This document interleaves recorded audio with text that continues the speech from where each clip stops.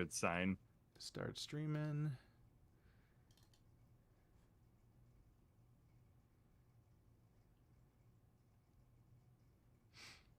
Ba-doop, ba-doop.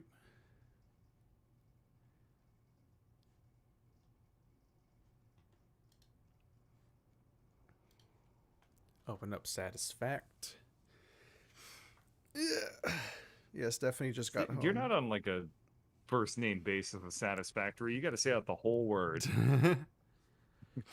Stephanie did what now? Into who now? I got here late because Stephanie had just gotten home, and I was like, oh yeah, just one quick comment or whatever, and then it's like, oh fuck, what time is it? Whoops. That was too fast. It's okay. I was just sitting here doing nothing, which is what I've been doing for the past 40 minutes because I've been really tired today. Oh. Yep. Got so you I took your a nap. A game, also known as your every satisfactory session game. Oh, this is my A game? Well, that's great. Well, the A game was sarcastic, but the every satisfactory session wasn't.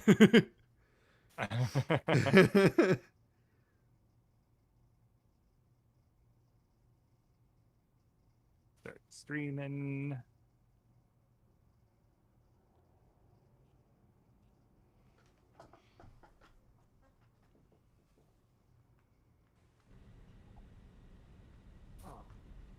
Okay, this is taking a really long time to start. There it goes. Oh, I didn't finish. Shit. Well. There we go. Okay. Guess we get to live with my mistakes. Whoa. Is your audio okay? It should be. Okay. Okay. OBS, or not OBS, Discord fucked with your audio way more than it usually fucks with your audio when it decides to fuck with your audio. Oh. I wish we had any idea what was happening with Discord. Yeah, it'd be pretty great. Remember the old problems? There's new problems. Not sure Is what that you're me? like the part where someone would say something for like that took a second to say and it would glitch out and play over the course of like 5 minutes, and that whole time there was no more audio from that person until it got that one sentence out. Yeah, Discord's... That was our... I hate how it does this. That was our whole Hellpoint playthrough. Hellpoint 2? Yeah, Hellpoint was constant. Hellpoint.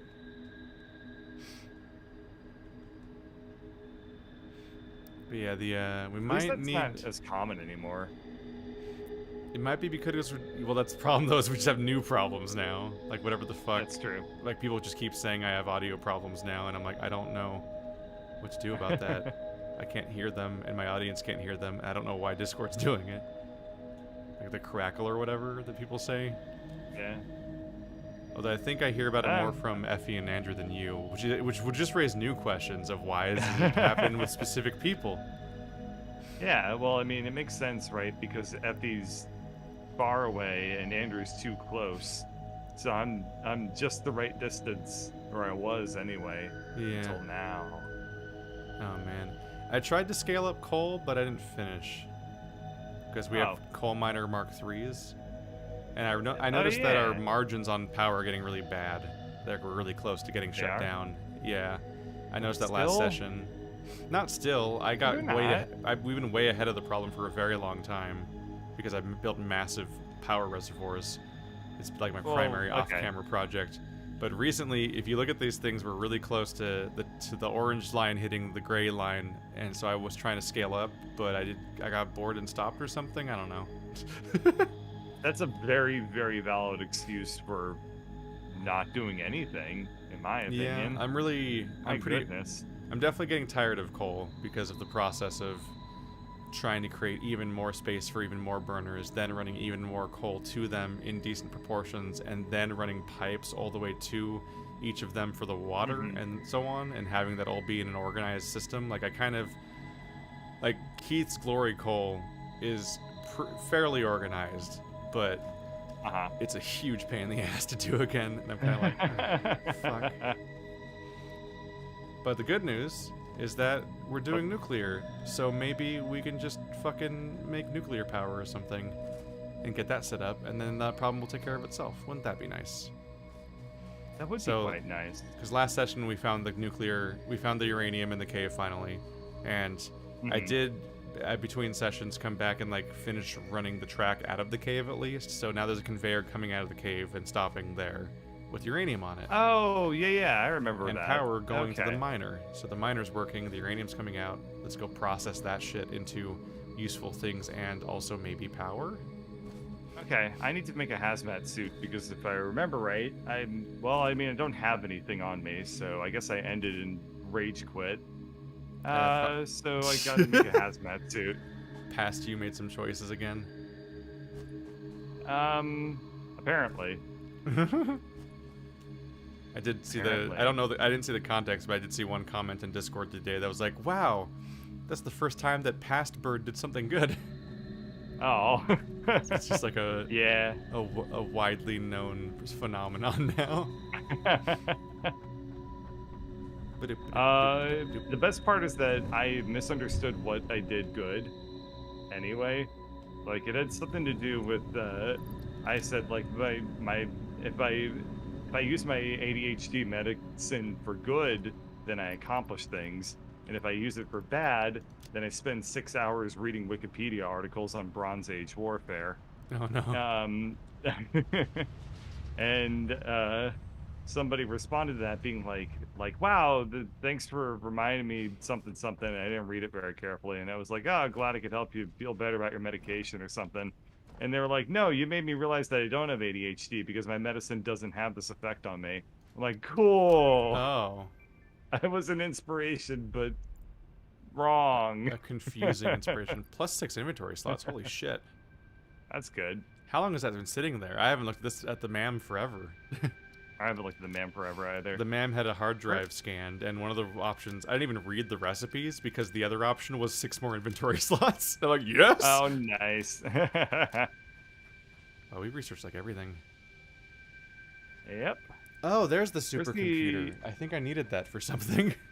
Yeah. Turns out we still haven't researched it. We need that? We haven't researched it yet? I don't think so. High-speed connector and computers. Well, good for us. We've managed to get this far without computers. You make it via a manufacturer. No, we have computers, but not supercomputers. I mean, I'll double check. Maybe we learned it from something else. I'll check a manufacturer. But it's in my... Yeah, what the fuck? Wait, I don't know what's going on. It's in the tech... It's in the MAM tree as something we don't know yet. But it's in my... I think it looks like it's in my recipe book. So that's confusing. Mm-hmm.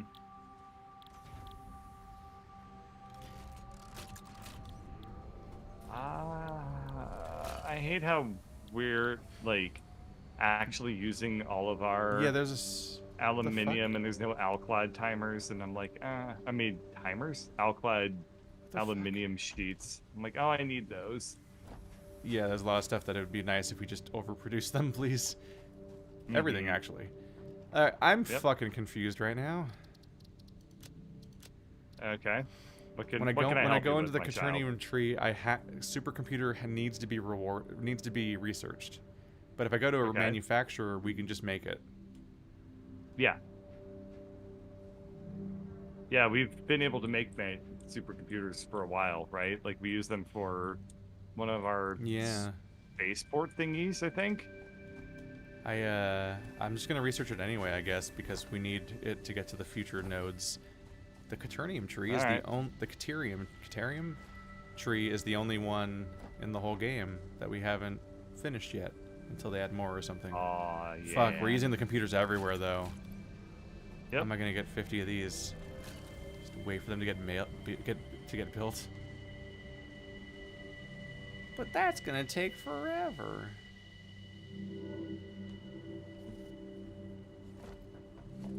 I'll just unplug this. That won't have any ramifications later, and I'll definitely not forget to plug it back in later. I just realized what you named that one train station, by the way. Which one? Just Burging You Mom. What? What the hell? What? Oh, don't tell me I named it that. Where is it? There's a train station that's... Mom? It's just the name of the train station is just Virgin You Mom. I think you wrote that. No, I better not have wrote that. I don't even write stuff that way. Just Burging You Mom. You don't even remember what you've done in this game? I mean, I haven't played. The last time I looked at a train station was probably like 9 weeks ago at this point. Who the hell knows? Jeez. But like, what the fuck? What? Yeah. What is that sentence? No, I don't understand it either. Wow. I imagine it's because it was That's particularly heinous. Well, I think it started off as being like Joshburg or something. Yeah, okay, that sounds correct. And so you were like, Josh burging your mom, and you just made a mess out of it. That's the best I can think. Yeah, no one fully understands your but... what the fuck brain. It's okay. I've managed to make it apparently not matter. God, do I just politely wait for them to make 10 computers for me? Maybe. It's the only computer maker. We've all been there. We desperately... I mean, first we need to upscale all of our petroleum, I guess, but we definitely could use a second parallel computer-making manufacturer, because I think everything's going to start needing it. Yeah. It's a good thing we haven't really needed it all that much. Yeah, but I think all of the stuff we're currently building requires computers. It's a good thing we completely surrounded the computer maker with base. Yeah, with a whole bunch of stuff that's like not relevant to it. That's going to make it a huge pain in the ass. Yep. But yeah, either we need to start doing nuclear power maybe before we scale up too much and it starts breaking our base, or Plus, oil it's the new power. thing. We should do it. Because I think we still don't have any oil power, right? No, but also oil seems. I don't know. Let's just go with nuclear. Who gives a shit about oil? You desperately just don't want to engage with oil ever again. We did it once. What else are we going to gain from it at this point? Emotionally or otherwise? Well, this is where all the plastics and the rubbers and things come from.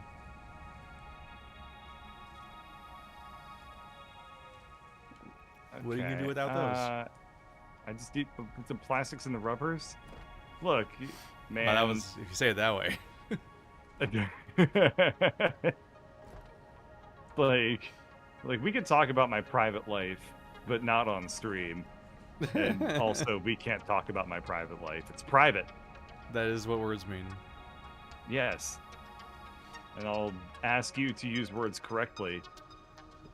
A standard that I do not hold myself to in any way. Oh, that could have been fall damage, but then it wasn't. Haha! Where are rotors? Why? Why did they name 3 things basically the exact same thing? Well, rotors are red. Horrible of them.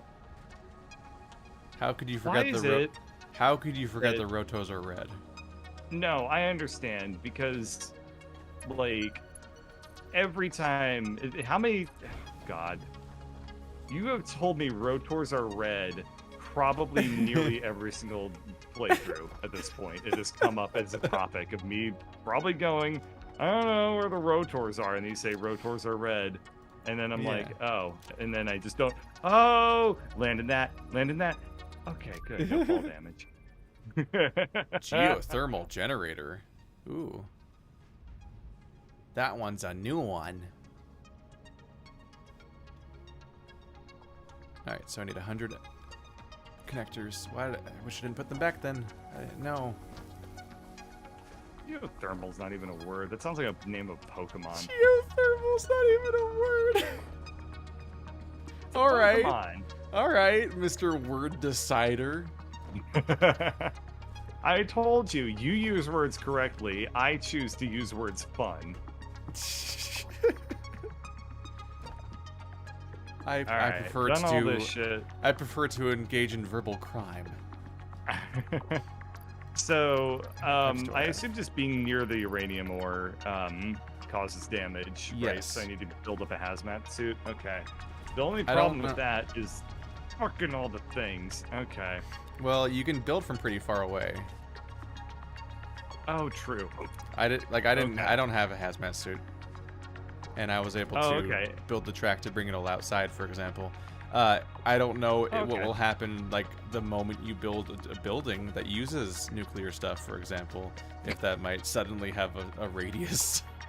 But I volunteer you to find out. Okay. I'll just run into the things, strip off naked, and be like uranium, I wish to be one with you. Mm-hmm. Where you at? I'm ready to go check out the uranium. You're uraniuming on my parade. Well, I got distracted by the MAM, which I remembered existed today. Mm-hmm. And so I was trying to finish the research tree of like the last 5 things that are on in the tree at all. One of which appears to be geothermal generators, which I guess would be another thing that I could use for power. And I could use in all those geysers that we're mostly ignoring. So that'd be nice. Power Pulse Mark III is going to take 6 minutes to research. Okay, let's do nuclear stuff. That's the word, not geo. Geonuclear. Uranium. What is it used to make? Yeah. Because the problem is I need to figure out what our goal is here. Do you know what our goal is? Encased uranium cell. Should try to. So for an encased uranium cell, you need concrete and sulfuric acid. Huh. So that's our piss pipe, right? That's the sulfur, and then concrete. So we need to bring concrete down there, and we need to bring our yellow pipe in order to make encased uranium. And that's one of the many things we can do. Okay. I'm wondering if encased uranium cells they do say caution mildly radioactive, so even if you encase the uranium, it's still gonna like fart on you as best it can, at least. Okay, we'll keep that in mind. As a preliminary action, I'm just gonna grab hundreds of cement and head down to that area and start building a building so that we can deal with that at least. Yeah, good call. If you want to look up the stuff required to make whatever building to make a thing, then you can do that. Yeah, I don't know how to actually encase the uranium. Well, I mean, we would need a blender. If you look at anything via the N menu that lets you search, it tells you what building it's made in. Okay, this is almost surely going to be made in a blender. Okay, it's made in a blender. Those are a pain. For me, the problem is I have no idea, like, specifically what step we're trying to do or why. Right. I was like, we discovered uranium. Cool. If you type uranium, a bunch of stuff comes up. Cool. Which one do I want first? All, probably? I guess all. Alright, I'm going to try to assemble the things to make at least a blender. I don't know, probably 2 blenders. I'm going to guess 2 blenders. Just in case I'm wrong. So I think I want to keep the uranium stuff on the other side of the danger hole. Basically, just to avoid shipping the uranium to the middle of our base. No, it's fine. You don't want to have radioactive materials just snaking through the middle of our base like a coward. It's going to be kind of a logistical nightmare to bring everything to the uranium. But if we bring the uranium to our base, one problem that comes up to me is that every time we ever switch to any other, I guess we could put uranium in like the canyon under our base, and it might be safe down there, and that would close some of the gap. The problem for me is definitely the fact that, like, as far as I can tell, you only wear one like costume at a time in this game. So it's like, oh yeah, you want to wear one body. Yeah, like that's already driving me a little crazy that I can't use the hover pack and the Blade Runners at the same time, so I keep having to switch between them every time I'm in hovering territory or running territory. So having to be mindful of like, oh yeah, I can't go to that part of the base without hazmat suit. Oh, I'm dead. It's a thing I definitely want to avoid. Yeah, I agree.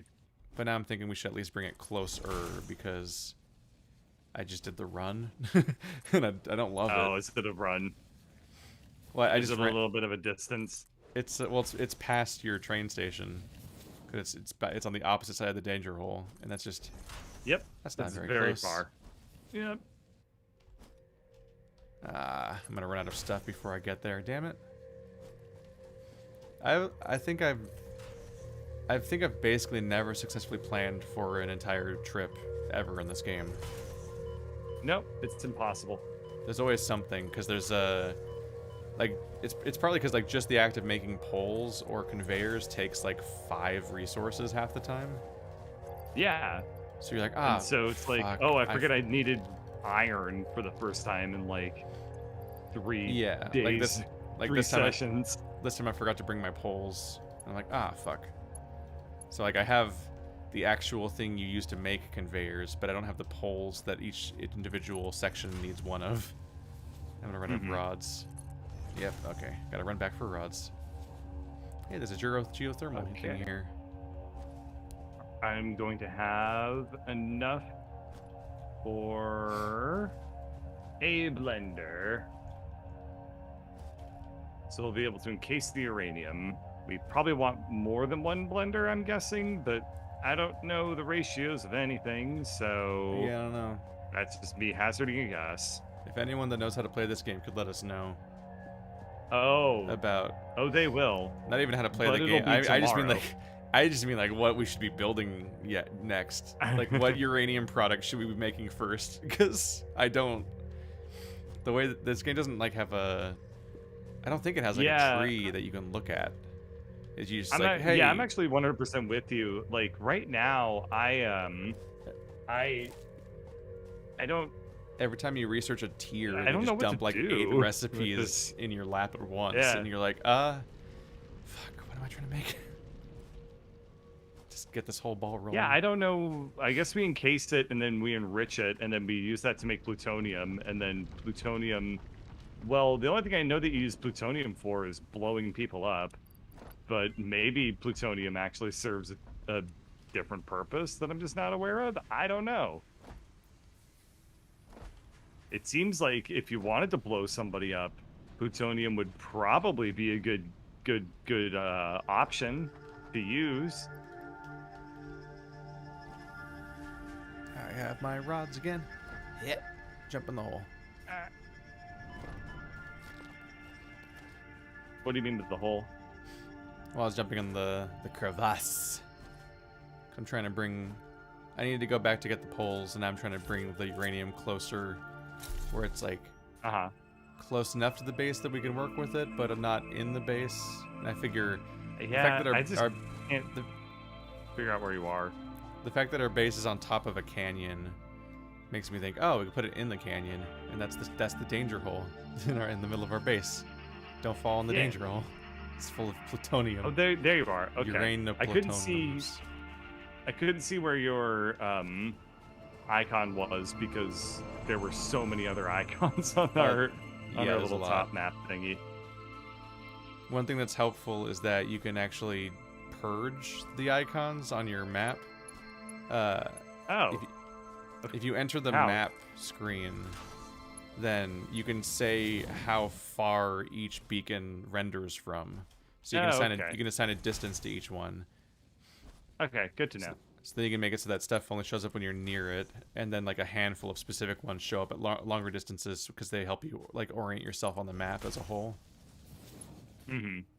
Motherfucker. Oh. Wow, yeah, that's the danger stuff. Weird. Well, also the game saved or something, and it just like clipped, and I was like, "Hi, I'm gonna rub the uranium." And the uranium's gonna be really happy with me rubbing it. I guess I'll BRB again. Yeah. Did you not have enough for? I went all the way back to pick up 200 poles, and now I'm out of encased beams. I'm like, okay, cool. Oh. So I still can't build more track. Where do you think you're envisioning that we put the like the blenders and the stuff to actually start manufacturing the things? I guess just in the canyon somewhere. I don't know, do you have a bunch of encased beams to build more track? No, I have nothing on me. I died. Oh. All right. I gotta grab a bunch for both of us then. Yeah, I mean, so in the canyon, do you mean like on the grassy part, or do you mean where it sort of flattens out here and becomes sandy? I think I just figure like under our base. But before it reaches the actual mine area. Before it reaches the Sam's Club. Okay, so probably like the sandy area just outside the base then. Yeah. Seems reasonable. Okay, I'm gonna go. I need to go pick up concrete for the foundations and stuff like that because, hey, I didn't plan very well for this trip. Surprise, surprise. So I need to just take care of that. I should have dropped it or something. It's fine. Because I grabbed a bunch of concrete specifically for that. No, it's helpful for me to just have like a couple of stacks of it. Whatever. So many stacks. Plutonium can be nuclear fuel, but it's not as efficient as uranium. Oh. So what's plutonium for? So, yeah, what is it used for? Chat, what should we make? To answer the question I had about what we should actually do next. No. Don't answer about the game. I want to know I just don't know where we are right now in the structure of the game for what to do next. I'm padding for time a little bit as I get the cement and stuff I need to like create the floor and stuff, but I genuinely don't know which thing I'm supposed to make first with this shit. We just have it. I'm like, wow, we found it last session. Oh, chat's telling me how to make plutonium. You melt Disney characters to get it. Oh. What? Just in general or like a specific one? Because I feel like it's a specific one for plutonium. I'll let you know what they say.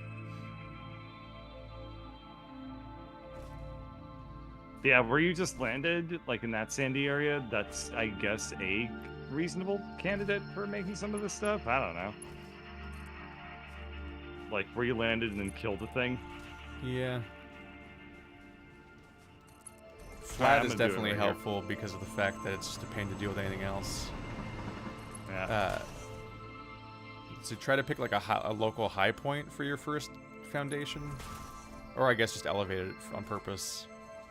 Yeah, that's also. I'll find something a little bit better than what I did. Yeah, maybe like that. Oh, I don't know. Let's see. Probably even higher than this. Let's just take it straight up to the from this part, I think. Isn't like a support or like a what was the item? Foundations. There's like a thing we can use for this. Oh, that's probably fine. The fake dog one. They're both fake dogs. Neither of them are real. Wait. If evolution's real, why does Goofy and Pluto exist? Checkmate, atheists or whoever.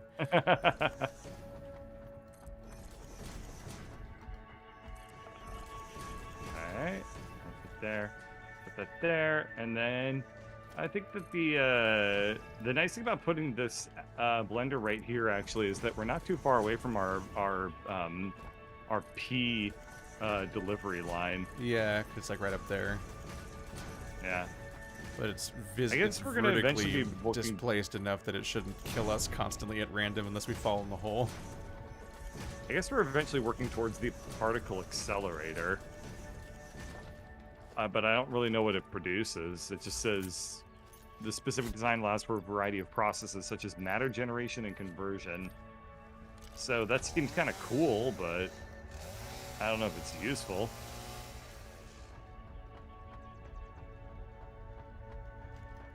Delete tree. Thankfully there's some foliage in the area. Trees have a really annoying trait where if you build a foundation that covers the bottom of the tree, then even though the rest of the tree is sticking up through the foundation, you're like, ah, fuck this tree. If you bring up a chainsaw up to it, you can't target it. So you can't cut it down. But weirdly, because it's like you just can't. Because you can't target it through the platform. Oh. Yeah. That sucks. So you'll see trees sticking up out of your base, but you can't mow it down without like removing the foundation and going down to the base of the tree. But for some reason, you can see like foliage and bushes and shit through your platform. It's just weird, and it's a weird, inconsistent, strange thing.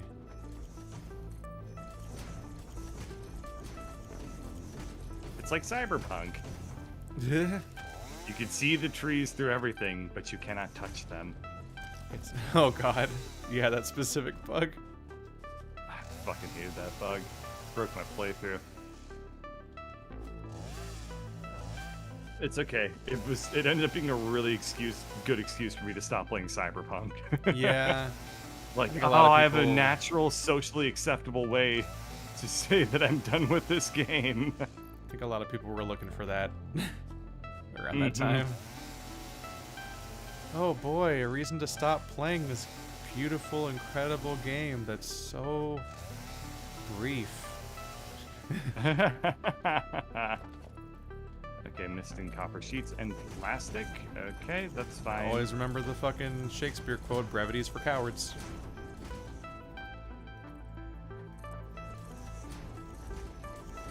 If I knew more Shakespeare, I would try to come up with an educated Shakespeare joke, but I didn't. Ah, fuck.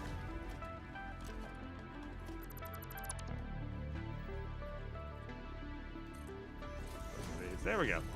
Should be plenty for pipeys.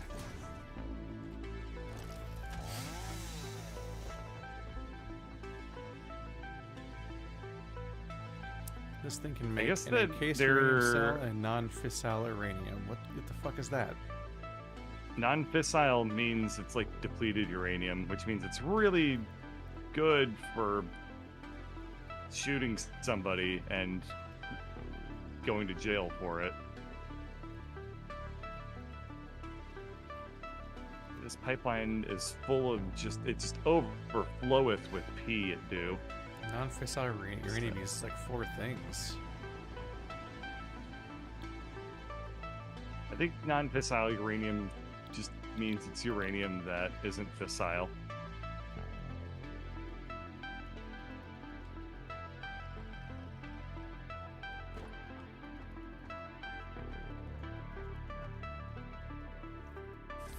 It's funny because you talk about not going back to oil, but I think this stuff's going to be kind of oil 2.0. Yeah, but we've already done oil, so this is perfectly right, fine. At least Googling a guide or something.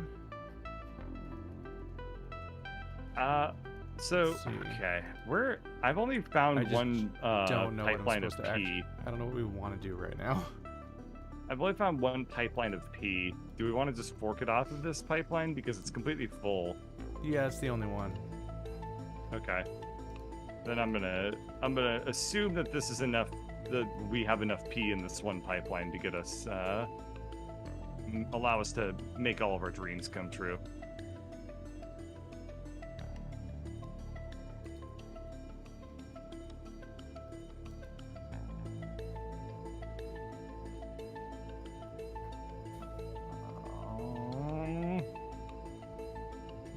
Oh, do I have the thing? Oh, please tell me I have a stackable pipeline or a pipeline support or something.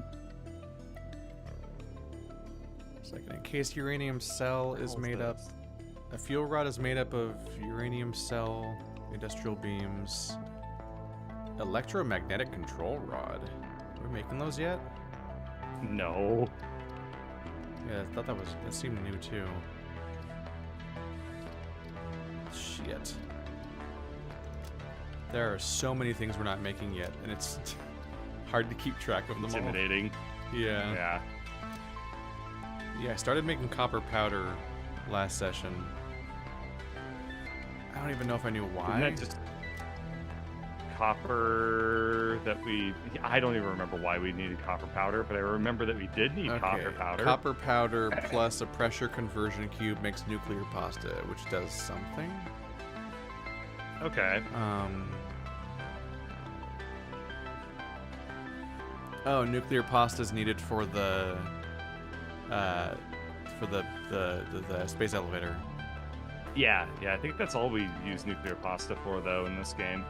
And the Prussian conversion cube is made of fused modular frames and radio controls. It's called nuclear pasta, but it doesn't seem to feature any nuclear elements, so it has nothing to do with uranium at all, despite its name. That's a surprise. Huh. Okay.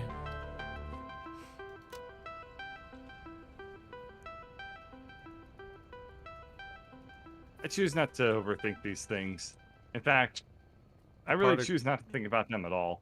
Yeah, it's the problem I'm facing. I'm trying to do all the thinking right now. The plutonium pellet is made by the particle accelerator. Okay, why though? Makes you case use plutonium. So there's so many different stages of plutonium and nuclear stuff, but not a clear indicator of why I want to make any of it and in what order. Yeah. This is a fucking tangled nightmare of a tier. Once I finish like working on the pipeline here, I'll open up the chart myself and see if I can figure it out. It's like brave of you to assume I know anything about nuclear stuff in real life. That I'm just like, oh yeah, that stage, can't wait. It's production maybe? You've never gotten bored and just gone on the Wikipedia for nuclear power?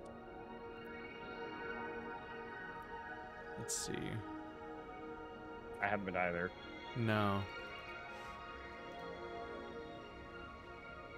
I tend to avoid incredibly technical explanations of things.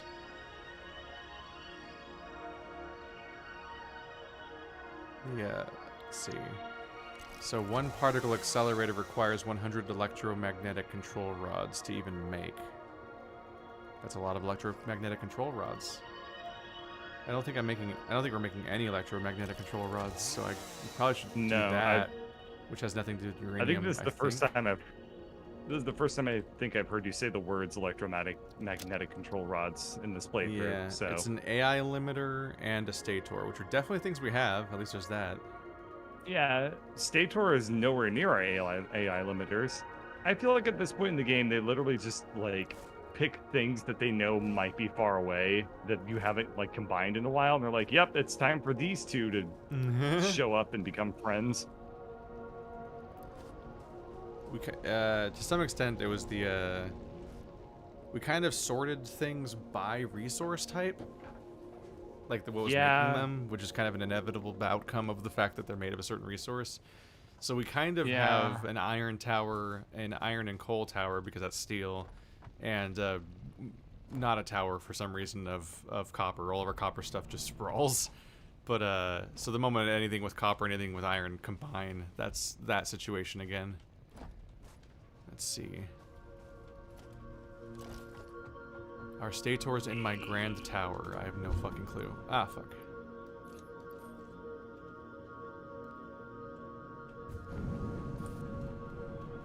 That one little concrete thing that we haven't actually been using it for anything except for just a repo to store our foundation materials.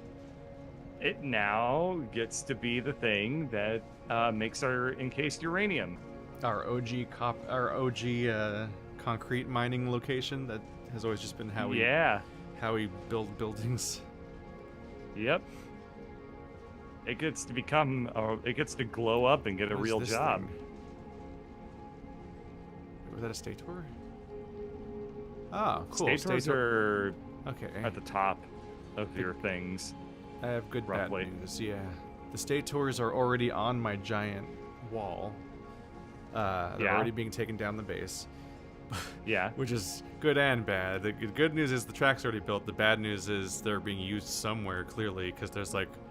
It's like a mostly empty track where one comes down every now and then, because it's going to some place that eats them all. Yeah. So I need to scale up our stators, evidently. Oh, you're revisiting an old fucking friend if you're having to scale up our stators. Yeah. Oh, that ain't good. God, what are you dudes even made of? Oh, that's good news. What? All of our stator buildings are completely backed up. They it's just that they're not very fast. Oh, okay. That's one of the easiest problems. Yeah, I mean, I think a lot of use all of my stupid bugs. There you go, 250%. Yeah. I'm real fucking easy going with throwing these energy things into stuff. I just put 9 in, put 3 in each of these 3. Well, I have 53 more in my inventory. I was gonna say, we have so many. Like, we have no excuse not to just, like, throw our slugs at everything. God, our margin is low. Yeah, if you can figure out how to make nuclear power today, that might be a good use of the fact that we have uranium, because those lines are getting real close, and if they make contact, then we have a fun problem. Yeah. It's not a fun problem. Yeah. It's power again. Okay, let me check. Let me check. In fact, I should look into. Okay, so. What was it called? Nuclear power plants consume nuclear fuel rods and water. So working backwards from that. Oh right, we don't have it yet. Okay. I just remembered backwards from that nuclear fuel rods. I was trying to figure out how to get the resource well thing, and I just remembered that that's what I was working on with the MAM, was the getting to geothermal. So if I get geothermal, then I can add that to our series of power things. Okay. And so we need to make a uranium fuel rod. So to do that would be encased uranium cells, encased industrial beams, and electromagnetic control rods. Motherfucker, none of these things are near each other. God damn it. Yeah, we now have. Okay, we now have Mark III power poles, which have 10 connections. I'll never use those. Yeah. Man, encased steel and or yeah, encased whatever. I'm never going to use these because I have to have high-speed connectors in my inventory all the time. Ah. I'm like, nope.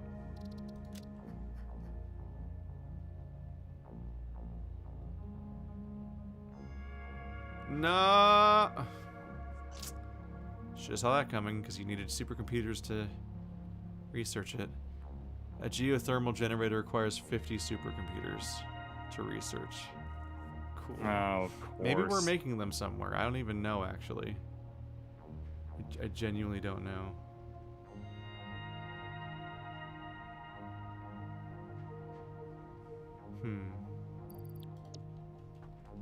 I feel like this game is just starting to get completely absurd with these, like, requirements for all this shit.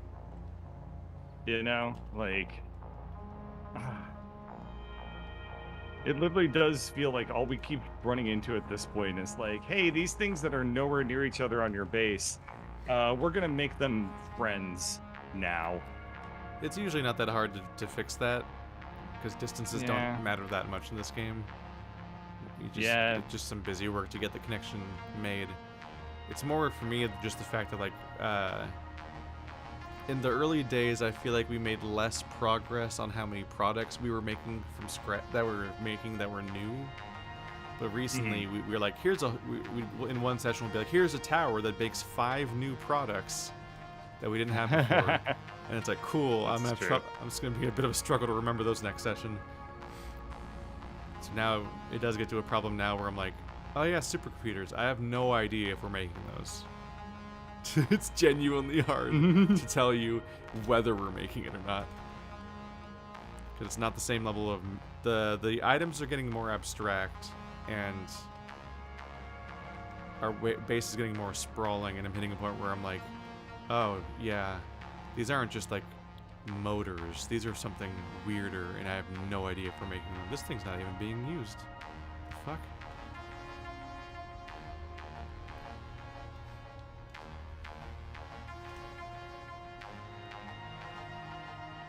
Radio control units.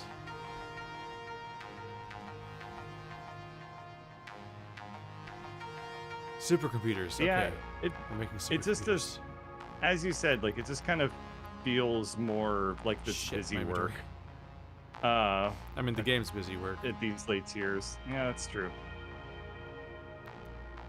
Suppose it is. It's just getting very hard to process. Let's see that here. This should be fine. It's gonna be making this little sneaky conveyor belt. I definitely feel like you'd eventually... A normal player would definitely probably play it more frequently, but there's also the fact that Probably, yeah. it also may be much more significantly spread out each thing, and maybe even have bases that specialize in a specific product instead of making one super base. Because then you have then you might be able to make like waypoints that you can title and keep track of where they are. I don't know, you might just keep physical notes, honestly. People might just keep physical notes of where they made each thing, and that might be how they review this stuff. I don't know. The game eventually got to be a really large list of things, and it is very difficult to hit a point where you can parse them all anymore. Yeah. Fucking iron plates. Oh, come on. Keep not getting any. Run back to the base. Are you trying to stand on like an iron plates track and pick them up one by one or something? Oh, you never got them at all? No. I never got them at all. Yeah. Okay, it's one thing down. Yep. It's okay. It's not like not like it's gonna be very hard to find a huge amount of iron plates. Yep. Everything is chill. So how's life, Bird? How you doing? I'm tired, and somebody in my chat wants to know if I've ever played Parasite Eve, so that was a real blast from the past. I'm just thinking, like, yeah, Parasite Eve was a fucking game, wasn't it? I never played Parasite Eve, but I remember seeing the trailer for Parasite Eve on my demo disc that played, like, before, I don't know, probably, I had to guess Metal Gear Solid or something like that. And the trailer scared the ever-living shit out of me. Isn't that a JRPG?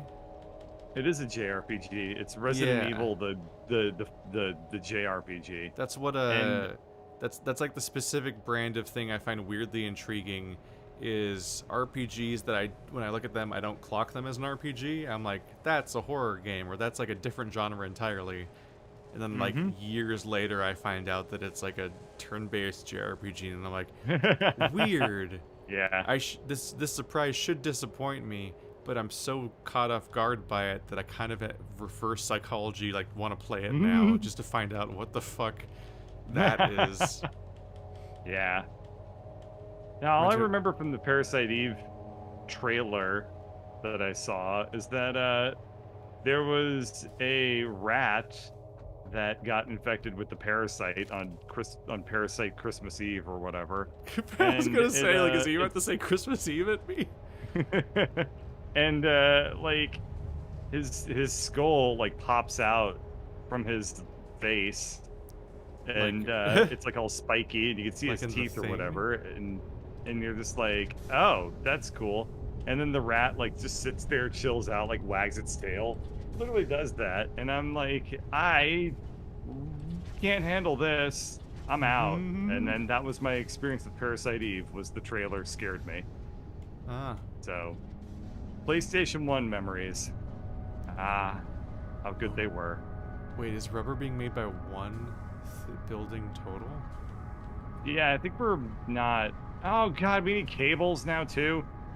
Is everything else making plastic, but nothing's making everything rubber? else is making plastic. We have one thing making rubber. That is correct.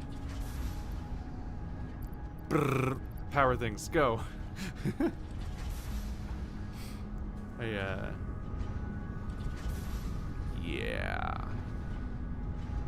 Well, this will help to some extent. Yeah. But I might aside from that, life has been interesting.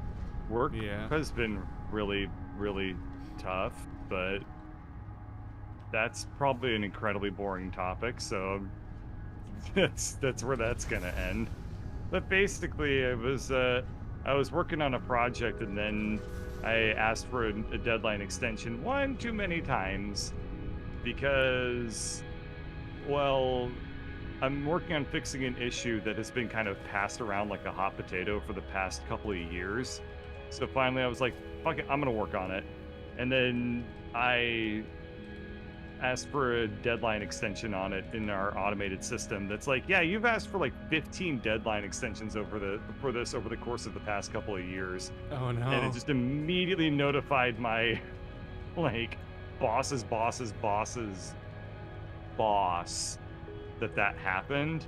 Wow. And I was just like, wow, that was really necessary. I really appreciate this. So then that became a thing.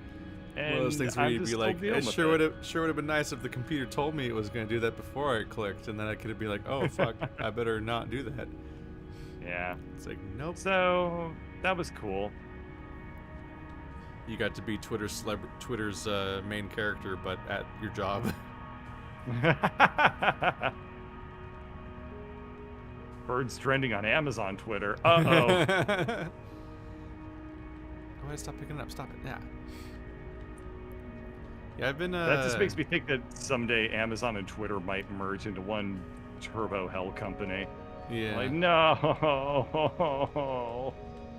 I've been on like a kick where I was trying to like get my life in a specific situation. And what was actually kind of helpful is that I went on a vacation with family, and it's family that has just wakes up disgustingly early, like 6 a.m. every day, which is for me, I'm just like, I would never do this if I didn't have to, which I haven't had to do since fucking school, because we like treat our children like shit and make them wake up so early that it like ruins their like biology and fucks with their ability to learn in the first place. Because they have to grow up so early so they can get to school before the fucking workday starts, and the workday starts early already. But yeah, like that led to like honestly like 4 days of kind of sleep torture. But it had the end. But it had the end result of when I got home, I was going to bed at midnight and waking up at 8 again, which is kind of was my goal.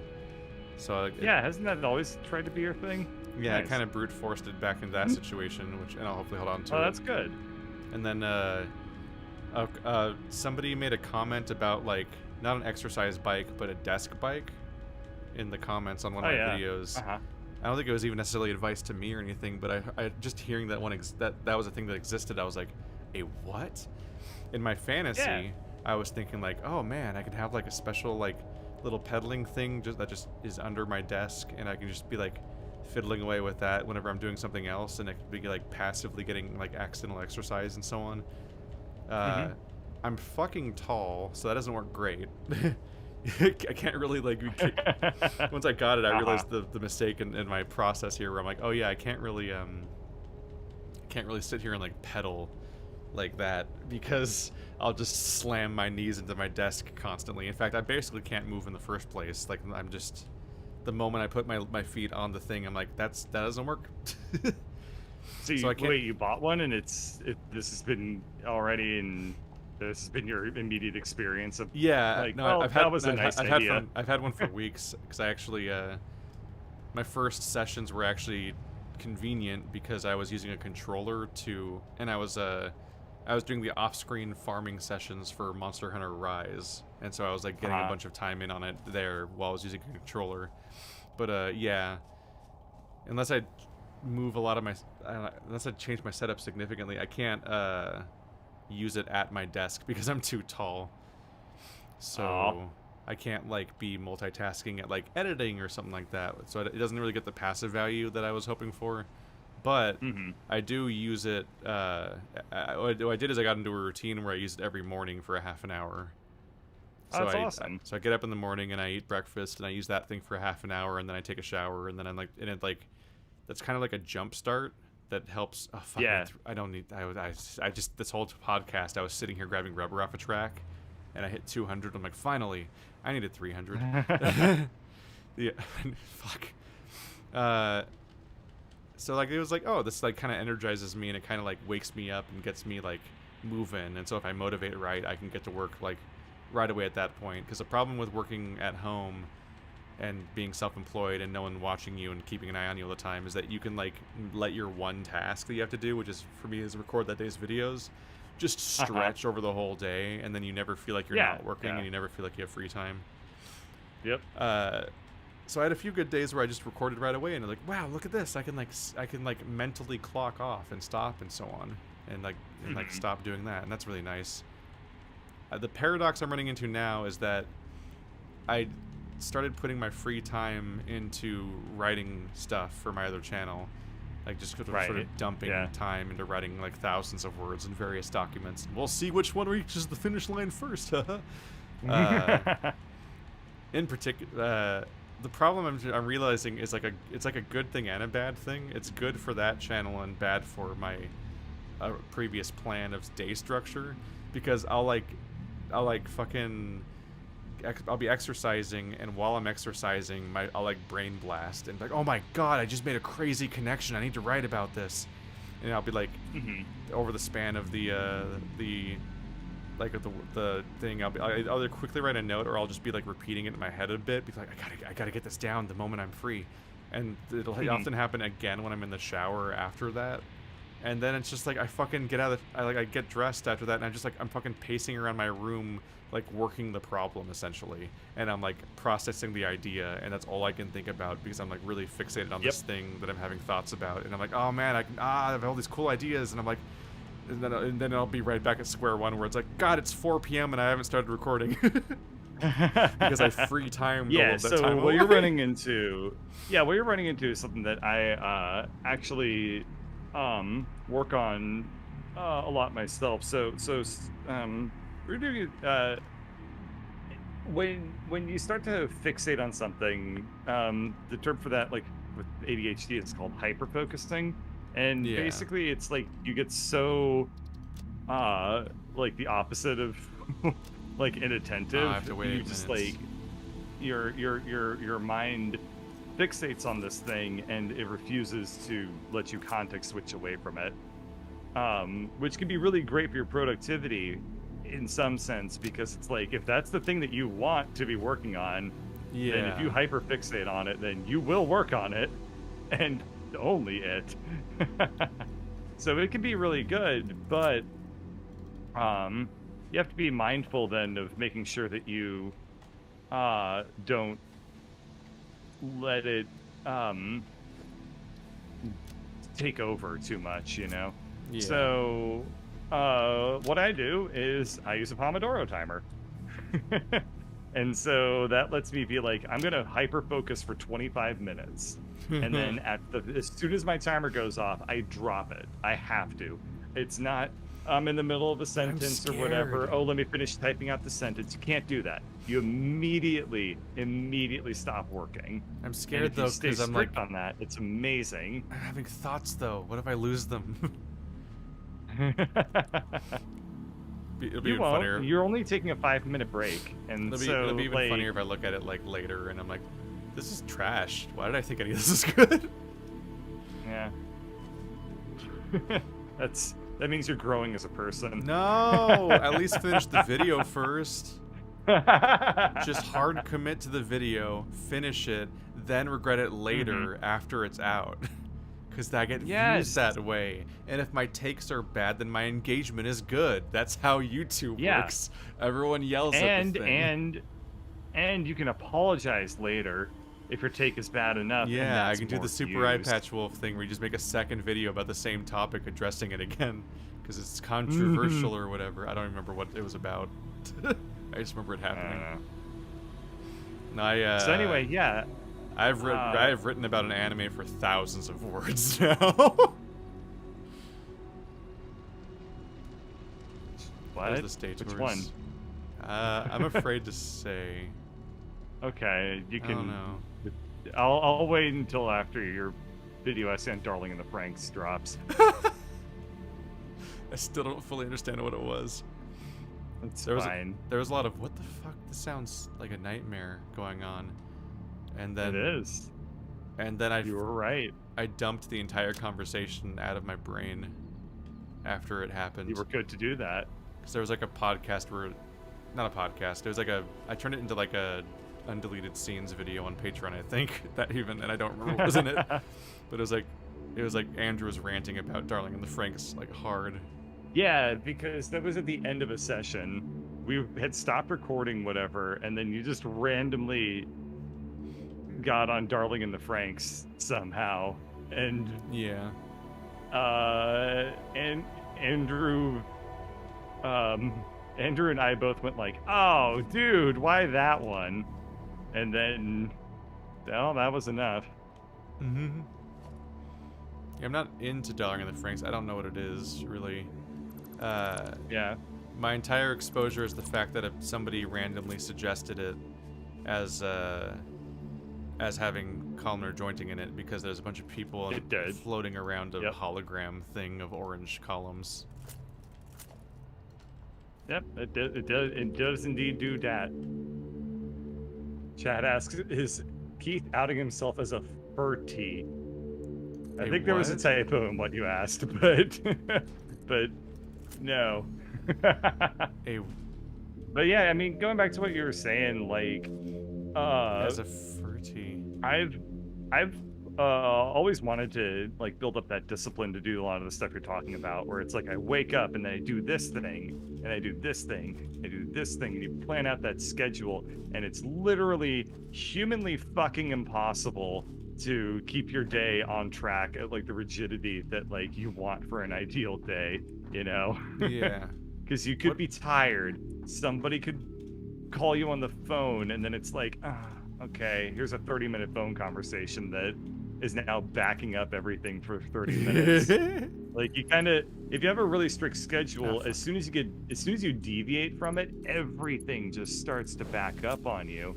And it's a nightmare. It's why I need to get my recordings first done, because then it's just free. Yeah. Because my at this moment, any essay stuff I do is a hobby, so it doesn't have a timeline necessarily. So the nice thing about Pomodoro timers have to do with furries, though. I'm confused. I lost the thread. It has nothing to do with furries. It has nothing to do with furries. The question was very strange, but I felt like sharing it because it misspelled furry. Anyway, oh no! He's revealed the secret to how to get a response from him. Just misspell things that he wants to say out loud normally. Yeah. Anyway, the nice thing about using a Pomodoro timer, though, is that part of it is you also take a 30-minute break after 4 Pomodoros, and that 30-minute break works as both a really good like mental rest. But also, if your schedule is falling behind, then that can become like, oh, this is only like a 15-minute break. And you can like get, you shorten that up, and then you get back on track for the rest of your day. So you're building in these like rest periods for your mind and your body, alongside allowing a lot of more flexibility in your schedule than you would otherwise have. So that's kind of been my thing.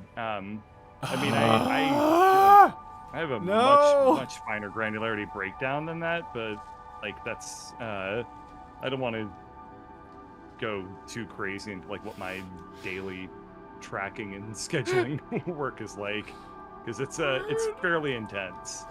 What's the problem? After putting all this work in, I just found where we're making electromagnetic rods. Nice!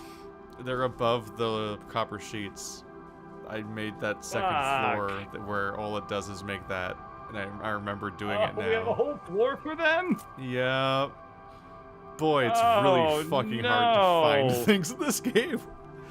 Oh no. There they are. Fuck. That's awful. God damn, this is getting hard. Alright. Fuck.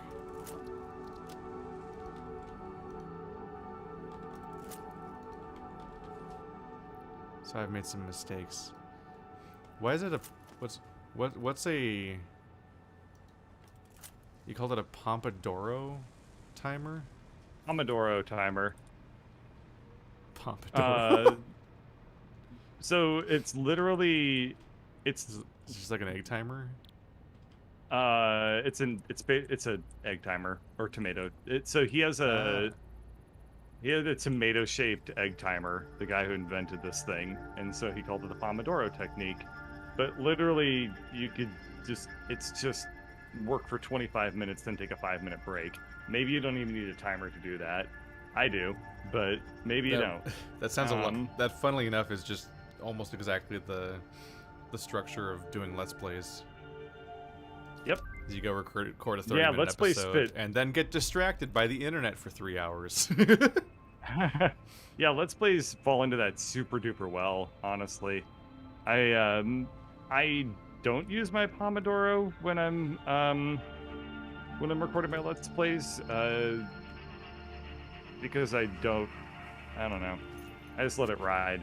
But I mean, I do everything live. I do everything through Twitch, so I can't just like stop and take 5 minutes. So you just play for your window.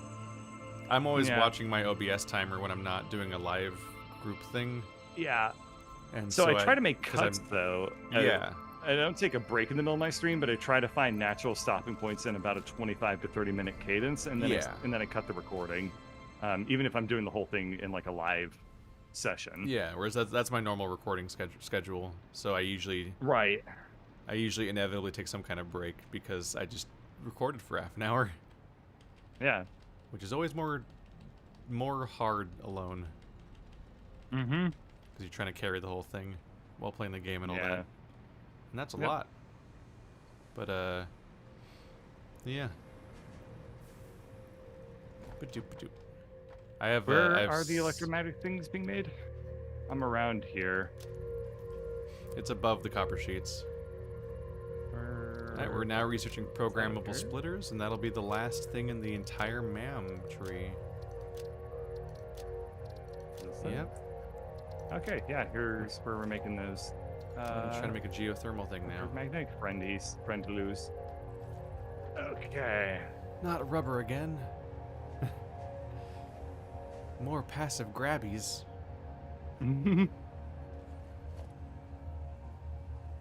Has to be built on a geyser. You know, there's thankfully a geyser nearby. The geothermal generators are interesting because they just gave us, very clearly on purpose, they just gave us batteries at the same time. Because the geothermal generator creates inconsistent power whenever the geyser goes off. And so a battery can store the excess power that's created by it, and then level that out and dole it out to the base over time when it's needed. Otherwise, it'd be useless. It's like, wow, our base works every 5 minutes for a moment, or whatever, or however frequently it fires. On a Pomodoro timer. Yeah, it's a reverse one. I only work for 5 minutes every 2 hours. The dream job. Yeah, I try to wake up at 6 a.m. every morning, and then I have a big old list of to-do things that are all kind of self-care stuff. The first hour of every day is just purely self-care. So it's like eat like nice breakfasts, like drink a thing of water, you know, do a little bit of exercise, etc., etc. And man, that's just a really good way to start everything off. Yeah. You know, like I'm also trying to, part of the time management stuff is also trying to also take charge of my like cooking schedule and so on. So, cause like, I graduated from microwaving stuff constantly in Marty's house, but now because like when I lived at Marty's house, I would go to Sam's Club, spend $200 on groceries, and then that would be my food for like 2 months. And I was just living out of like the freezer. But it was because like it was a habit that started specifically because of the fact that when it first started happening, I was doing full-time YouTube and my full-time job at the same time. And so it was just like, there is no time, just eat and then sustenance and then move on. That was when my schedule was so desperate that sometimes I would drive home during my lunch to like finish the uploading videos basically that I'd, because like I would have like I would have set that day's videos to go up, but then you had to like be there for like the thumbnails and all that because you couldn't do all that then. In that way, the most recent new uploader that finally has queuing but also lets you just set the thumbnails and everything would have been a fucking godsend back then. Because nowadays you can actually queue remember up how every when we video started with doing thumbnails. all this, you couldn't even schedule videos when we first started doing this, if you remember that. I honestly don't remember anymore. Oh, man. For like, I almost wonder if I cared about scheduling back then. maybe. But the I was shielded from some of the YouTube shenanigans in the first few years because Andrew ran the channel, so I just would show up. Oh. And he made some choices because he used to just upload 10-minute videos because that was the requirement, but he would just literally take the session and cut it every 10 minutes without checking at all. So like literally, if you look at like our old El Shaddai video and stuff or whatever the fuck or the original Dark Souls, it would just the videos would just end mid-sentence every 10 minutes exactly. Nice. And wow. oh god, radiation! What did I just do to myself? And then what was it? There's parts of Dark Souls where I was like trying to research what to do or something because I was just like, I'm completely lost and I don't understand this game or where to go. And Andrew would have wandered off, so he wouldn't be in the commentary or anything. And he also wouldn't check the video. So there's literally parts where there's like, sure hope Andrew edits this part out. And then it's just like 5 minutes of silence and me standing in the woods. Oh my god, that's amazing. It's fucking incredible. Wow. But yeah, I probably... Editing's hard. God. I probably had to deal with uploading without scheduling at some point, but I do not remember it very well. But yeah, that shit has been through iterations, though. A few of them good. A few. Most of them frustrating. YouTube as a creator is the experience from the people creating the videos and uploading and managing channels is shockingly primitive. Is this not a geyser? we have basically no quality of life tools as people that manage YouTube channels. And I don't know, maybe people are just conditioned to think like, oh, it's not that bad because they don't know any better, but my god, is our tooling unacceptable. It's just ridiculous what we deal with. Oh no, I think a resource well is different from a geyser. Shit. I don't know where, I just went through all this work and I don't think I know where a geyser is, so I can't build it anywhere. Fuck.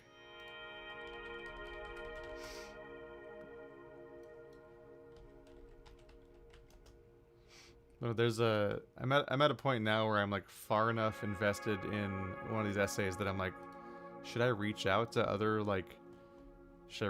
video essay people and like, It's your second one. You should wait. Peer review this stuff? You should definitely wait a little bit, I think, to kind of discover your own sort of beat before. No, I don't mean like, the community. No, I don't mean like collaboration. I mean like. Oh. I mean like. You mean just getting a review it? Yeah. Like I'm like do people read each other's essays? If for no other reason than to be like, hey, how about the language on this stuff when you discuss these types of people and so on, and like, because there's the fear of like, just like, can one person, does any one person fully understand everything about like what's the best way to talk about any group of people or this or that topic and so on, and other stuff like that. Yeah, so they probably do, but I would imagine that it's probably takes a lot of time. So I can picture it being the case that they might be like, well, you know, I'll get back to you maybe, and it seems like something that you would almost want to pay somebody to do for you, right? Like a professional proofreader or something. I'm sure those are a thing. I don't know. It's an interesting one. I've never thought about it, and boy, I would really, really, really love it if I could just throw all my shit at an editor and be like, you know what, you sort this out. Yep. Just gotta make enough money, I guess. It's not hard. It's just a fucking time commitment to edit stuff. Yeah. Oh man, it takes so long. I've always been floating in the area where it's like, well, I'm making a living, and that's about it. I probably can't, then turn some of that making a living money into like. I don't have to work on this thing anymore. Hell, I remember like I think about the fact that like fucking there's a part where I think Achievement Hunter, like even though they're a company and everything, like they were editing their own videos. Like the people that recorded them would also edit them. They'd like trade off on who edited each video basically, or each series, because it's like paying more people just to do the editing would just be like a lot. Whereas a lot of people just have editors now, and it's just really common. I was watching, I started watching and then was like, I can't do this. Watching a Quentin reviews video that was like 3.5 hours about Fred, and I'm like, you know what? I don't care enough. That was crazy to me that he did that. I could not. I just did not care enough. At some point, I was just like, this person you're talking about is annoying, and you're not selling me enough on why I should care about the narrative of this video. I didn't end up watching that video. No, but in the opening of the video, he talks about how there's no way he's going to record this all in one day. So what he's also going to do is he's also going to pass off the recording to a different person. Each session of the recording is going to go to a different editor, and they're all going to edit in parallel. I'm like, oh my goodness, that's so much further than having an editor. That's having like a group of editors for your one video. I can't even process that idea. I don't know what he was thinking. That was wild to me. But the thing I'm working on right now, I'm getting farther in the writing process, but part of me is like, fuck, I think I might need to, like, when I finish the draft for this, put it on hold and just work on a different project entirely that's hopefully smaller, just to get any kind of like practice, or even like having some essays out as like a starting point. Because I'm like, dude, totally. It's scary. My long-term video game project was like gonna be like a Dark Souls like thing. Or Sekiro, I guess. And eventually I was like, you know what? If I work on this, it's going to take me literal years. And it's going to, like, be way too much to do for, like, my first kind of project of that scale. So then I decided to take on a much smaller project, not for anything other than this will be a little bit faster. And I have worked on that project for about 1.5 years now. No end in sight, and I'm like, this was the better choice. But I'm terrified. I agree with what you're saying. Like, and I mean, the first one's gonna take really long. You know, it takes a long time the first time you do anything, even if it's something that you feel confident in and capable in, like learning the tools, learning the way to organize your project. Like all that stuff takes a lot of time, and so, you know, it's probably a good idea to pace yourself a little bit when you start out, you know. Yep.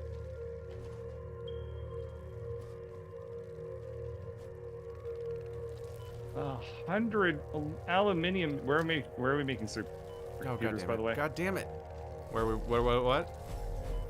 Supercomputers made at what locale? Like the northern boundary of our base. It's like the last manufacturer, I think. I didn't know those were supercomputers being made up there, but okay. Yeah, no, it took me a while too. I have discovered multiple things today that I thought I needed to build. I'm such a disaster right now that there's multiple projects where I'm like, okay, where am I going to build that? And then I find the place it's being built, and I'm like, oh, okay. It's genuinely at the point where I'm like, do I, like, in between sessions, make a notebook about our base? Just to keep track of all the locations things are? And then try to write down directions or something? Like, I don't... It's a lot. The north part, is it over here? Am I floating above it right now? Because the north part, well, these are high-speed connector. Where the hell are supercomputers being made? Yeah. What I find interesting about the essay writing process, which is resonant with like what I've seen from other people's stuff too, is it's surprisingly immediate that when you start writing about something that you can very easily start deciding to put yourself in it and like inserting yourself in the narrative in certain ways, or drawing from personal experiences that you have and so on. And so there's a very specific... Is that a good thing or a bad thing? I don't know. That's the problem. Okay. There's because being aware of different perspectives, of course, just constantly like adds to all the different conflicting things you have going on in your head, essentially. So like there's the part of me that has watched like the Shannon Strucci videos about parasocial relationships and how there's like kind of distressing elements to letting your audience think too much that they might know you on some level and so on. And yeah, I've been burned there before too with audience members, so I'm also cautious about that kind of stuff in various ways. But at the same time, it's also like historically inevitable in many ways because of what I do, where I'm just like me, unscripted, talking all the time. But at the same time, if you write something that's scripted, involving some kind of emotional investment in the narrative, makes it more compelling. Like one of my I'll always remember like one of the a lot of the like LGBT channels that I follow specifically are discussing from personal experience, like a thing that they deal with, obviously. And like one of the most compelling Lindsay Ellis videos I've seen was the Guardians of the Galaxy 2 one, where she talks about her history with her father and like the specific ways that like dealing with like the death of like a parent that you have like a rocky history with and all these complicated emotions is like the thing that specifically is processed by that movie. And that kind of and that kind of empathic connection is also like the kind of thing that helps you like appreciate art better when you're talking about art. So it's so fucking, it's such a weird mixed bag of like, I've written several things now where I'm like, I don't know if I keep this in. I don't know what's too personal necessarily and what you want to talk about and so on. And there's also elements where you're like, there's even party that'll be tempted to like reveal things about yourself that you can't unreveal, and then you're like, right, yeah, well, what do? I don't know, man, about those choices. It's and then it's like, do you reveal those things like once you, I don't know, are you revealing them for the right reasons, or are you just like using it for like some sort of emotional hit or something like that? Like that also becomes like this weird thought in your head. Yeah. Like, did it just feel? I had something that I wrote this morning that it basically just felt cathartic to write. And then, but then like over the course of the like an hour ago, I was thinking about it, and I'm like, did I write that? Like, is this a video essay or my diary? Like, am I writing this here because I have nowhere else to write this kind of stuff because I don't have that established kind of thing, and that's just where I'm processing it, or is it actually constructive to the video's like arc and so on? It's interesting. I definitely need to focus. I definitely want to focus on a smaller project real quick, like something a little ranty and spiky or something real quick, and maybe disregard my current stuff a little bit, because some of the stuff I'm looking at is like, all right, here's me breaking down the themes of an entire like multi-arc narrative, and also going on side tangents about things that contextualize for the audience, like what is allegory and all these other aspects, and it's like, this is actually this is gonna be fucking huge. You need to then start to think of like, okay, what sort of audience are you building? Because if it's something you're like, okay, I'm going on a tangent to define what an allegory is, it's like you're doing a video essay, not a math paper. You can leave a couple of steps out. If your audience is going to be people that are going to be familiar enough with what you're talking about, like the foundations of it. So that's going to take you a long time, because it's going to also be something that falls out naturally from the videos that you do make. It's like, okay, these are the people that watch them, so I can kind of start to curate a little bit more towards the people that are responding to this that I want to some extent, on some topics. I think you can't necessarily just assume people understand things. Like there's of course not. The level of discourse on a lot of topics is just really, Before we keep going, where are supercomputers? I have looked and I cannot find. I don't know how else to put it necessarily. You said they're at the most north part of the base. I think. I don't know, the boundary of where all the manufacturers are, that's up by the oil. By the oil?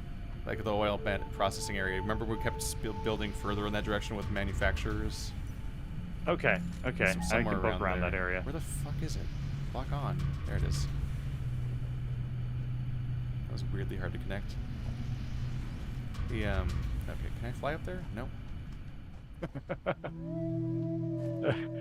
Somebody in my chat is saying, as far as parasocial experiences go, here's one for you. I was deep in nicotine withdrawal and existential dread when I saw your Return from Lockdown Hollow Knight video.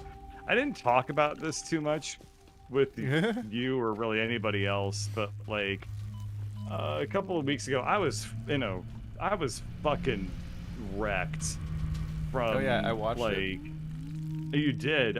Oh, Yeah. okay. Well, then there you go. Nothing really needs to be said except that I was not in a very good place when I recorded that. Yeah, because you went on a timely rant about returning from lockdown to your job, and so you decided to upload it immediately, despite being like dozens of episodes in the future, I think. Yep. For that particular series. Yeah, because I didn't know what was going to be the future, you know. No, it makes a lot of sense too. Like awesome. it was this aspect, because for those that didn't see it, it was this aspect of like people are getting used to working at home, and it's kind of just a better way to do many jobs, in part because of the fact that you get more flexibility and free time and so on, and you get more of your life back. Not only just because the commute's gone, but also because you just get more ability to do other things in that time and so on. And like, for a lot of people, they're facing this idea of having to go back and give that up again. And yeah, like you like the progress you've made and the stuff that you're doing now and where you're at as a person, and so the idea of putting that up again, giving that up again, is like stressful as hell. Yep, that was. And I was like, oh, yeah, that was exactly the headspace I was in. Yep, and I was like, oh, it's the thought process I've been facing lately, but in a scale that matters. Because in a dumber way, I had a similar. I think I mentioned this during the Risk of Rain. In the Risk of. Well, way to introduce this one. I love it. Because I think I mentioned on the Risk of Rain, thing, where I'm just like, I don't know if I can go back to raiding. I have like stuff I'm doing with that time now, in that kind of aspect. And true. Yeah, by comparison, that is a dumber thing. That's what I mean by dumber. Yeah, because it's a thing that just matters less. And in his own different thing too, like there's there's like stuff I used to do with Andrew, for example, like Overwatch and things like that, like, and just anything else he was up to too, where it's like, to some extent, he can't do the things he used to do because he currently has social engagements that keep him busy all the time. And it's just like, certain choices or phases in life suddenly just change your entire availability and schedule. Yeah. And it can be deeply stressful based on the context. Mm-hmm. I don't think Andrew gives a shit. Yeah. He's just not playing as much Overwatch right now. But I haven't really, man, I'm so glad that people enjoyed that video and that it was helpful. I'm getting people saying that now. After I posted that video, I ended up getting a lot of comments and like in so many different channels, like DMs and stuff like that. Like, it was really important, I guess, to talk about. So I'm glad. I think it was definitely the right choice in the end for me to just be like, look, I don't know where we're going to be in 3 weeks. I'm just going to dump this video now, and there's no plot spoilers in it, but it's important. I think you had a similar reaction. A good call. I think you received a similar reaction too when you had your video about your ADHD diagnosis. I don't remember it. So I think that's so fucking ironic. That was so long ago, though. Like, I don't remember it. That's funny. Oh, yeah. The comment section was so full of support, and all these people like really. It wasn't just support, but the fact that they like people seeing themselves in it and like relating to that and so on. That's right. Yeah. Yeah. That's part of why I'm in a confusing headspace about what to include in the video I'm working on, is because of the fact that it not only does it involve potential elements of oversharing or whatnot on my aspect, but it's also about the idea of people. There's sections of that directly involved with not necessarily me, but people seeing themselves in media, and that being why certain elements of it are important, and why reading into having Right. certain reads of things is really significant, and like how that helps things resonate with people more, and why it can be so important to them. And it's yeah. Yeah. What was I doing next? Fuck. I don't know, man. It's like I'm also kind of I have a different perspective on a lot of this stuff too, because like I have such a strong divide between my online life and my like regular life, I suppose. Oh yeah, can't relate. Because like I can just like if I could just turn off my online life like a switch. Like there's and no one will and they'll never contact you ever again. Like it's such a strong separation, and for me then like I don't know what I'm trying to say. Like the consequences of having a parasocial relationship situation are very, very low for me as a result. But it's still not great. But you know, the point is like I don't feel necessarily as strong of a reason to be like as careful about it as you do. And then there's also the aspect of that like my online presence is very, very, very caricaturized, maybe. Like whoa, not that thing's fake. big. It's just like different. Like I remember I had a weird experience a long time ago where somebody like after one of my videos was like basically calling me like a fuckface or something, and saying I was like the dumbest motherfucker they'd ever like seen. And I just remembered like feeling nothing when that happened. Like it feels like my own self and my own ego or whatever, using the Freudian term, like is so separated from between online life and not, that it felt like he was insulting a different person. Yeah. It felt like I overheard or I read a message of somebody trying to insult somebody who was not me. Really weird. But that was just the way that it worked. Also, the other thing is that people are really fucking bad at insulting people in general. They're really bad at insulting me. It's just the obvious thing usually. Yeah.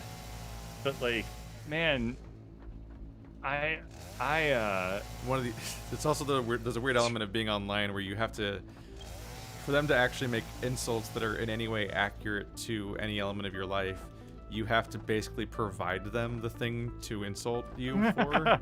Like, because they only know about you because of you telling them about you. So they're just repeating what you said back at you, but mean, essentially. Yeah.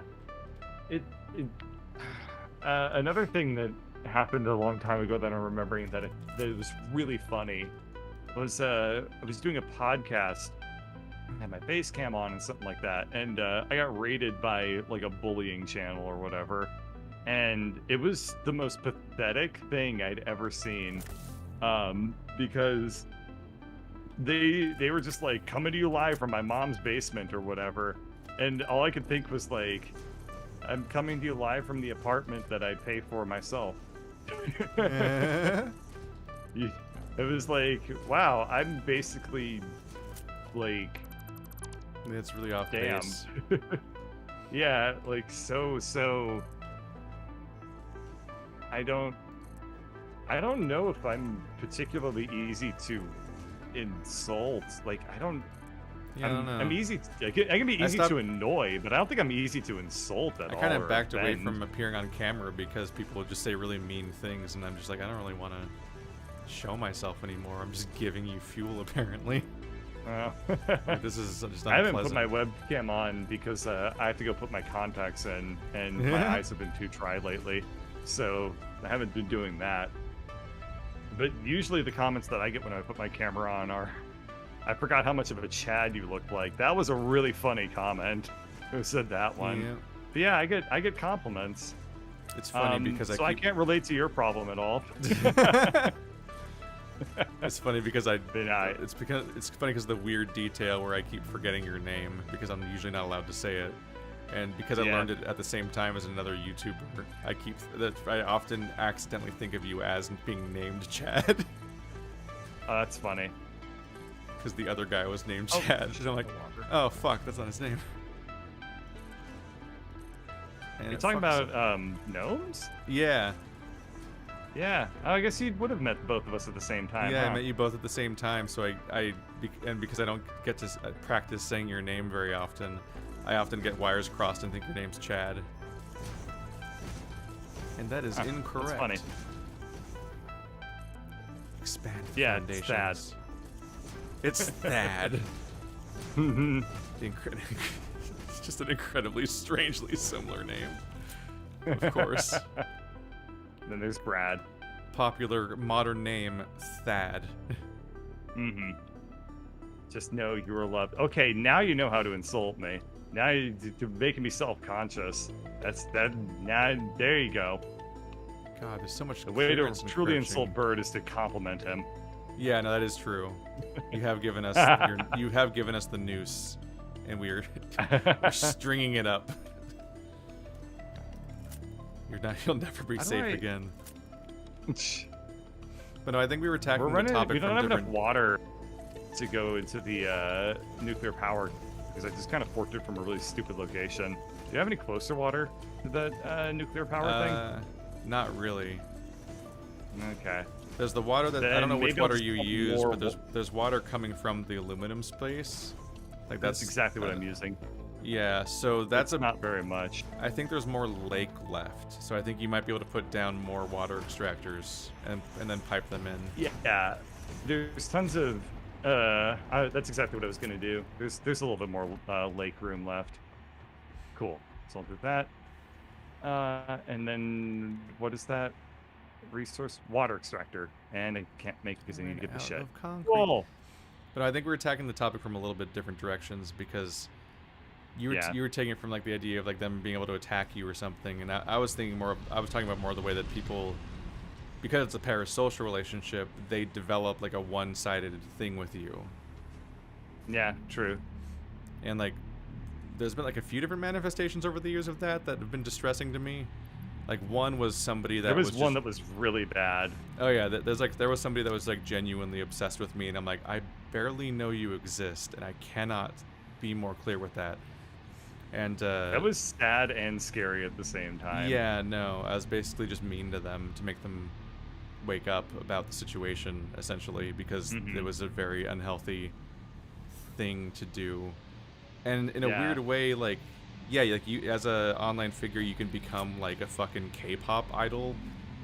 Like there's a weird, you can develop this weird aspect where people just keep shouting like "I love you" at you and like having like weird interactions, and but then also going to a next step where they like expect things of you, and I'm like, I cannot stress enough that I don't know who you are, and this is not a thing at all. And you need to and it's like they're often younger people that just have a bad grasp on things, and you just need to snap out of that stuff. Right.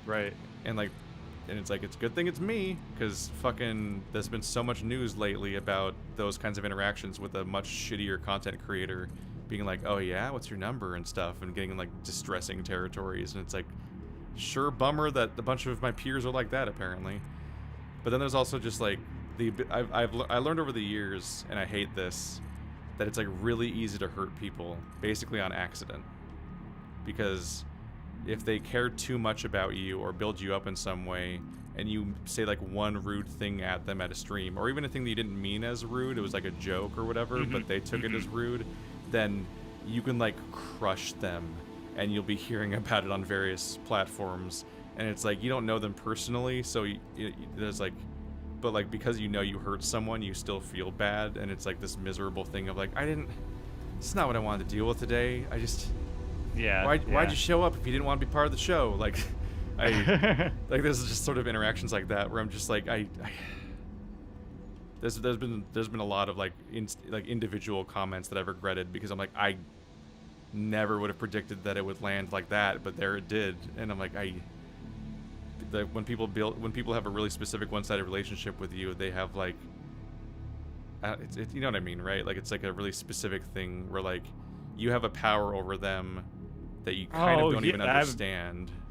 I know you're probably it's probably happened to you more than once or twice, but I actually am reminded of one specific instance, and it's totally. There's at least one like instance that you were like directly involved in, and it was like, why is that I don't understand. That one didn't go as well as I had hoped. That was a learning experience. Yeah, I don't. It's just a fucking weird experience. Yeah. And there's all that stuff. Mm-hmm. A lot of hard answers to have. Yeah. So I guess all of this is going to go in your video essay. Everything that we talked about just now. I forgot where the item go. There we go. Well, this isn't the exact thing that the essay is about. It's just the weird conflicts. Like it's like adjacent to some of the thoughts, basically. Yeah. A lot of this is just covered by Shannon Strucci's Fake Friends series. So it's basically a lot of it's just content that's already out there. Is the actual parasocial topic. But it's weird. Because, yeah, like, there's people like the fucking Low Gang and whatnot that, like, fucking use their parasocial relationship with a bunch of children to, like, manipulate them into, like, not only buying their stuff with their parents' money and stuff, but also, like, put you mean advertising. By Low Gang? Is that a Logan Paul thing that I don't know about? Okay. Yeah. That's what they call their fans. And they'll, like... Really? Yep. It's very carefully crafted thought. That's... Yeah. For me, a bit of a flag is just naming your audience at all. Giving them a name that gives them a sense that they have some kind of identity that's a part of being with you. And it's like, that's already a flag, because that's exploitable. To be fair, I call my fans bird watchers because that's an incredibly good pun. So... No, it's Ladybird calls them peeps because that's the sound that birds make. They go peep. It's not like an instant red flag or anything because of the fact that like people just do it because it's just funny or whatever. I'm also not marketing them, and I'm not making money off of them. Like being like donate $100 to join the Bird Watchers Platinum crew or some shit, you know. Mm-hmm. This thing is, whoa. One, you really see the wave that this thing puts on the map, on the graph, whenever, and that makes it really apparent how much it's turning on and off because of water. Because, holy shit! Oh yeah, that is a spike of power. This thing's cool. That thing's powerful. We've talked straight through it, but yeah, we should probably celebrate the fact that we have nuclear power. We made it one session. Yeah, there's some uranium power. Oh, and now we have to deal with the uranium waste. Oh yeah, what that will do. That's great. All right, uranium. Oops. Don't want to make #official peeps merchandise. Oh, I might get a lawsuit for that one. Yeah, that can't go well.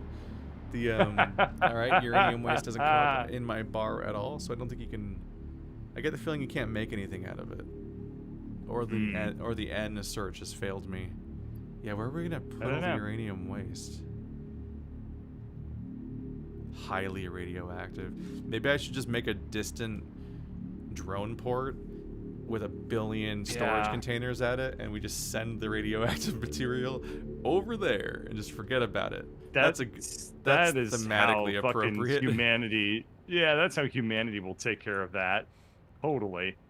Yeah, because this thing only works when the uranium waste doesn't cap out. But it also needs water, which is not getting enough of, so that needs to be figured out. Let's see. Yeah, I'm trying to figure out the water sitch. Yeah, it looks like you put a pump at the end. which is not how do.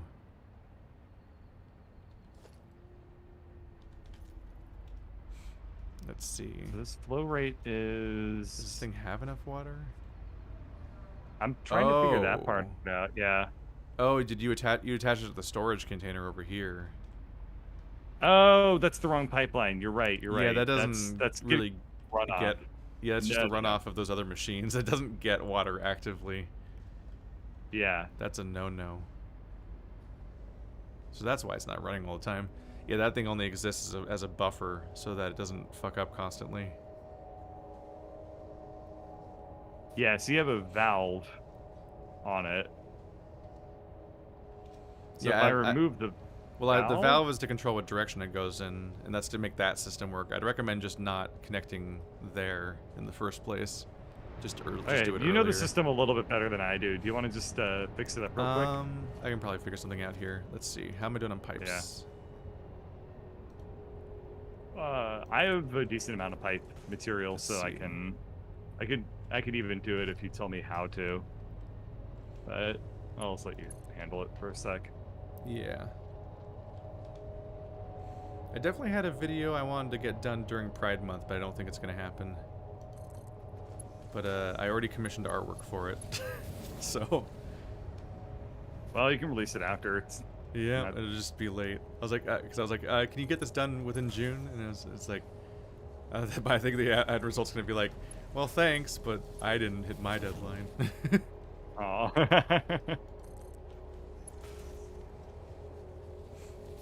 Let's see. Okay, so...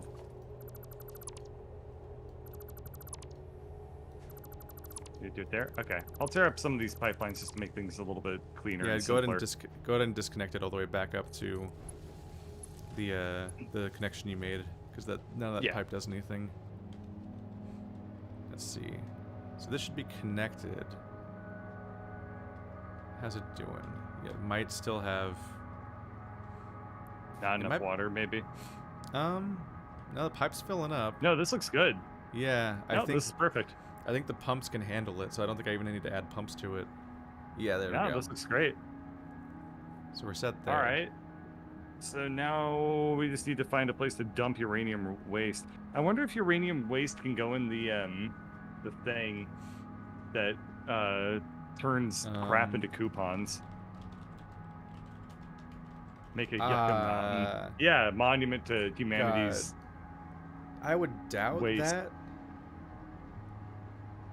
I'm gonna try it real quick.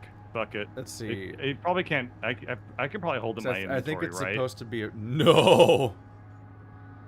Why not? I guess maybe if you're suit on. 'Cause it's highly radioactive. Just a little bit. A little bit won't hurt me. No, you're gonna die real fast. I've picked up uranium before on accident earlier in the series. I was like, what? Fuck! I can't find it. Okay. In big bold letters, it says cannot be discarded with the trash button.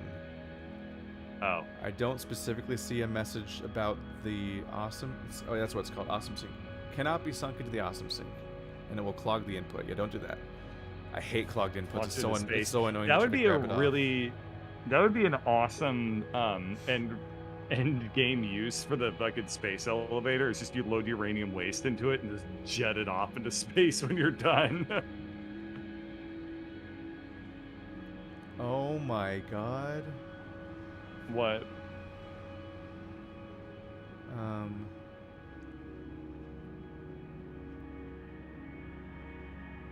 No. Okay. Yeah, no, I think we're basically better off just relocating.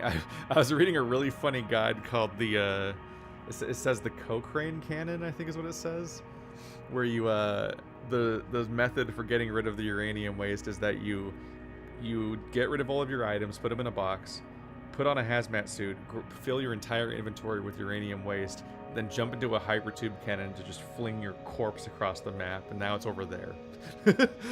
And then you respawn and get your stuff back, and all it costs is you as a hazmat suit. No. That's fucking rad. I think I most likely am going to need to... I think I'm probably going to have to make like an airport that takes it to some pointless location. Yeah. Just to get it away or something. Yeah, seems reasonable. Alright, well, it's about all the time we have. Yeah. Yeah. Loading Speaking of parasocial relationships, now we don't have to. Now we get to pretend that we're not friends. Or wait, no, we don't have to pretend that we're. Okay, whatever. We friends talk don't outside of. send friends pictures of furries in Confederate fucking flag costumes. This was your joke. You made this. I know, and my friends should know me better than to listen to my requests. You were like, the things that I say. You went on a vacation and you didn't even send me a furry picture, and I was like, I don't even remember what this joke is, but whatever. And so I just started sending you a furry picture every time. I still love that straight edge lion. It's always a cursed. It's always a fucking cursed. I don't have no idea what you're talking about. But I love that cursed fucking image of a lion in a Dare shirt, and it says, "If I had a revolver with 2 bullets and I was in a room with a Hitler and a stoner, I'd shoot Hitler twice because I would beat the stoner to death with my bare hands." and the response to the post is, good one. Yeah, and the response is like, "Imagine smoking a banger joint, just having some fucking furry execute Hitler in front of you, and then proceeds to beat you to death." It's like, what the fuck is the scenario of that image? I'm so confused. Damn, dude. I love the aesthetic concept of extreme Christian furries or something. You're like, what is this fucking edge that they're living on? I don't think you probably didn't see it in your Discord, but I posted a link to a house listing on Redfin that's nowhere near me, so I didn't dox myself. I feel like throwing that out there the 2 times I've talked about this so far. But I posted a picture of a house that was listed on Redfin, and they had like a photo video tour thing, and the owners were wearing like fursuits in the pictures, and they included their pictures of themselves in their own listing. Which, first of all, including a picture of yourself in your own listing for your house is a little bit tacky. It seems like a weird choice in general, but that's like an especially odd choice. But it's really fucking weird when you do it while you're wearing a fursuit. Like that is. I mean, it's technically not a picture of yourself. I guess so. You're not visible in any way. So this house it had like this weird nook that was like made out of concrete, and it looked horrible and terrifying and dark. And there was just like he was just in this fursuit, like waving at the camera at the end of like this hallway. Is it like horrible. A weird cursed image? Yeah. And so Andrew just dropped a fucking red filter on top of it, and it looks so scary. It's a red filter over a furry welcoming you into his dungeon. Ah! Welcome, so everyone. Awful. PT is out. So Andrew said the funniest thing, too. He just says, "I hate that an SCP can afford a house and I can't."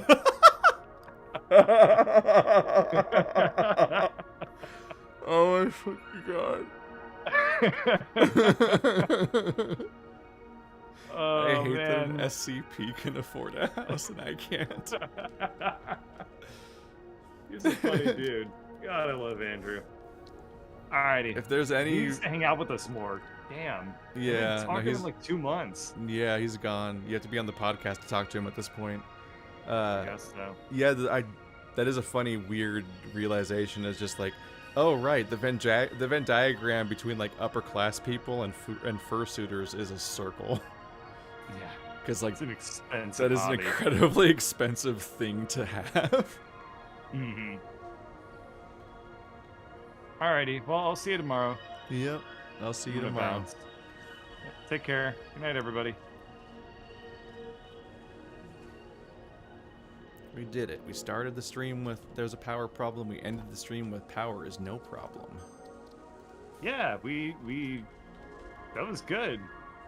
There was an arc. It was an arc. Oh no, I misspelled session. Fuck. We were so distracted with our conversation about parasocial relationships that we finished making the power, and I didn't even go like, Keith, look, I made power or anything. I was like, There it is. No, I was dealing with my Anyway. bullshit. Then I came back and I saw you. I looked down the canyon and I saw you just had a bunch of weird things built. I'm like, don't know what those are. Hope it's good. I have focus. I built made 2 particle happen. accelerators that are connected to nothing. They just exist because I found the parts for them and put them there. I don't even know what you use particle accelerators for yet. They seem cool though. They make like a thing. Oh. It's like some kind of Alrighty, enriching gonna... or resource rendering process. Blah blah blah. Bye. Bye.